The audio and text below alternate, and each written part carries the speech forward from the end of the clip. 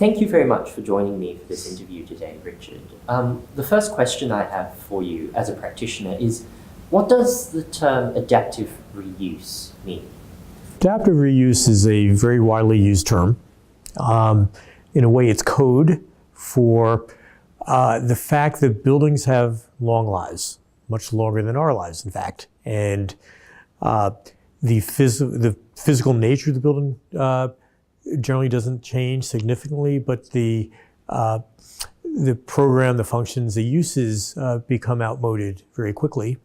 And adaptive reuse is the ability to revitalize the structure and give it new life. A technicality, a lot of preservationists do not like the term adaptive reuse because it's redundant. And we actually use the term adaptive use. And I'd like to build on that and ask you, why do you think that's significant? When a building reaches the end of its functional life, why do we simply not demolish it and build something new? Why do we read books that Charles Dickens wrote many, many decades ago? There is a legacy, a history, a shared community of culture, and buildings embody that as much as all the other cultural arts. One, it's the continuity of the significance of these buildings.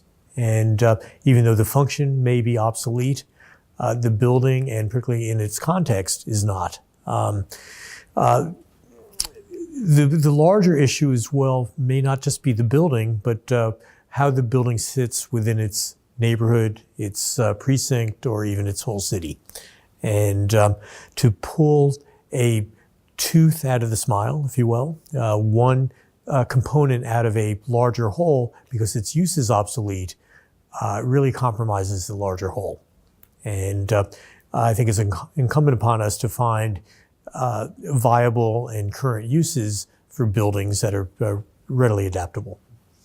And in your extensive experience as a practitioner in New York and also in other states in America, when you're confronted with an adaptive reuse or an adaptive use project, what are the differences in terms of how you might approach it and how you execute a project, as opposed to being, having a greenfield site or a completely new?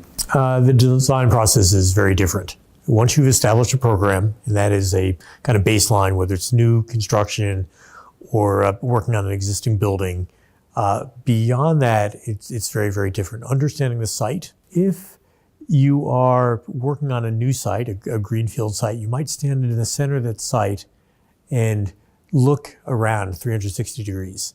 The opposite's true with an existing building. You don't stand in the middle, but you go outside of the building, you look in, and you work your way around the site with a very different perspective. The skill sets are very different as well. How do you, one, document? How do you use or implement new systems, something that we at Beyer Belle take very seriously? How do you integrate and implement new contemporary systems to make the building very functional without changing the historic significance of that building? And there are, tools of the trade. I call it the preservation toolbox of applying new security, new air conditioning, and the like. We love two-story buildings because you can come in below the first floor and feed everything up, and you can come in above the second floor in the attic space, for example, and feed everything down. And you can then have minimal impact on the historic fabric of that building. When we go ahead and do that type of intervention, we do what I call preservation mapping. And we will go through, we'll identify the parts of the building that are most significant. And we use 3 different zones, what I always call the 3 R's, restoration, rehabilitation, and reinvention. The most significant parts of the building, the most historically important, architecturally impressive, would generally be that first category of restoration, and that gets rebuilt, restored to its period of significance. The second we would have a little bit more leeway. We would rehabilitate, but try to keep the basic form and kind of adjacencies and geometries of the space. And the third, which might be old mechanical spaces, underutilized shafts, back of house office space, I would call the reinvention zone, the third R.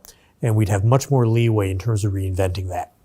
Once we've done that mapping, we can then use that to inform how we integrate a lot of the new systems. You know, there are a lot of tools in this toolbox. A lot of what we want to do also is make sure that to preserve a building, you have to find both a location and a use for it. I consider moving a building a valid preservation tool. It's not very common and it's quite severe, but we've done that and used that on a number of occasions to actually preserve a building. Excellent. Thank you very much for your time. Great, it's my pleasure.